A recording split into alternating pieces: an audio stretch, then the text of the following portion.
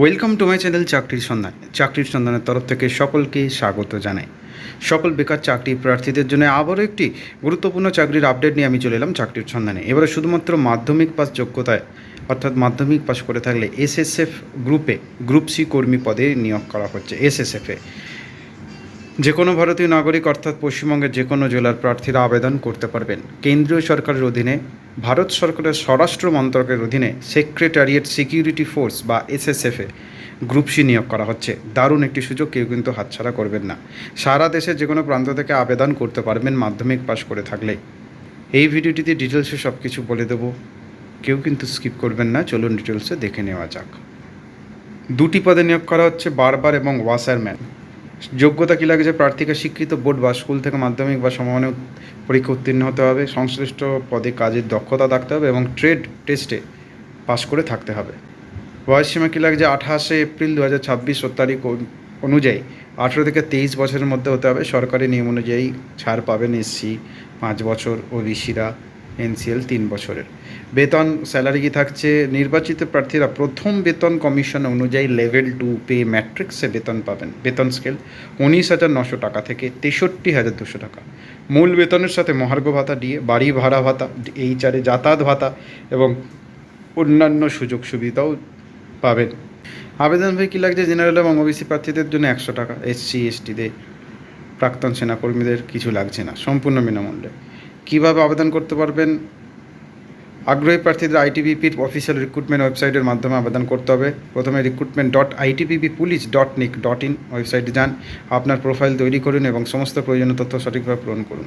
প্রয়োজনীয় নথিপত্র যেমন আধার কার্ড, মাধ্যমিক পাসের সার্টিফিকেট, মার্কশিট, জন্ম সার্টিফিকেট, ছবি ইত্যাদি আপলোড করুন। আবেদন ফি জমা দিয়ে ফর্মটি সাবমিট করুন এবং প্রিন্ট আউট নিয়ে রাখুন। কীভাবে নিয়োগ করা হবে এবং নির্বাচন করা হবে? 4টি প্রধান স্টেপে ধাপে পেড এবং পিইটি এবং পিএইচডি। প্রথমে নেওয়া হবে প্রার্থীদের শারীরিক সক্ষমতার পরীক্ষা। প্রথমে পিইটি ধাপে 1.6 কিলোমিটার দৌড় 7 মিনিট 30 সেকেন্ডে, 11 ফুট লং জাম্প 3টি সুযোগ দেওয়া হবে এবং 3.5 ফুট হাই জাম্প 3টি সুযোগ দেওয়া হবে, সেটা করতে হবে। তারপর পিএইচডি পর্যায়ে প্রার্থীদের শারীরিক মান পরীক্ষা করা হবে। সাধারণ ক্যাটাগরি 170 সেন্টিমিটার, গারোয়ালি, কুমাউনি, গোর্খা, ডোগরা, মারাঠা এবং অসম, হিমাচল প্রদেশ, কাশ্মীর ও লাদাখ অঞ্চলের প্রার্থী 165 সেমি।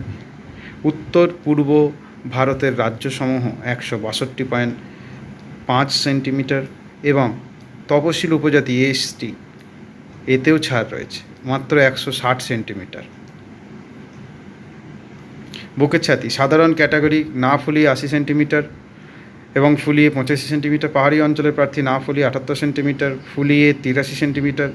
এসটিরা এতেও ছাড় রয়েছে, না ফুলিয়ে 76 সেন্টিমিটার এবং ফুলিয়ে 81 সেন্টিমিটার। উত্তর পূর্ব ভারতের রাজ্যসমূহ না ফুলিয়ে 77 সেন্টিমিটার এবং ফুলিয়ে 82 সেন্টিমিটার। অন্যান্য অঞ্চলের এসটি প্রার্থী 162.5 সেন্টিমিটার। ওজন, উচ্চতা এবং বয়স অনুযায়ী রিটেন এক্সাম। শারীরিক পরীক্ষায় উত্তীর্ণ প্রার্থীদের একটি 50 নম্বরের লিখিত পরীক্ষা হবে ওএমআর বা সিবিটি মোডে। এতে সাধারণ জ্ঞান, গণিত, অ্যাপটিটিউড এবং ইংরেজি বা হিন্দি ভাষা থেকে প্রশ্ন থাকবে। ট্রেড টেস্ট আগের ধাপে উত্তীর্ণ প্রার্থীদের একটি 50 নম্বরের ট্রেড টেস্ট নেওয়া হবে, যেখানে ন্যূনতম 25 নম্বর পেয়ে পাস করতে হবে। সংশ্লিষ্ট কাজের দক্ষতা যাচাইয়ের একটি নেওয়া হবে। ডকুমেন্টেশন মেডিকেল উত্তীর্ণ প্রার্থীদের নথিপত্র যাচাই এবং স্বাস্থ্য পরীক্ষা করে চূড়ান্ত নিয়োগ তালিকা তৈরি করা হবে। আবেদনের শেষ তারিখ 28 এপ্রিল 2026। ডিসক্রিপশন বক্সে লিঙ্ক থাকবে, আবেদন করতে পারবেন। নেক্সট আপডেট নিয়ে খুব শীঘ্রই হাজির হব। সকলে ভালো থাকবেন, সুস্থ থাকবেন। জয় হিন্দ, বন্দে মাতরম, জয় জওয়ান, ভারত মাতা কি জয়।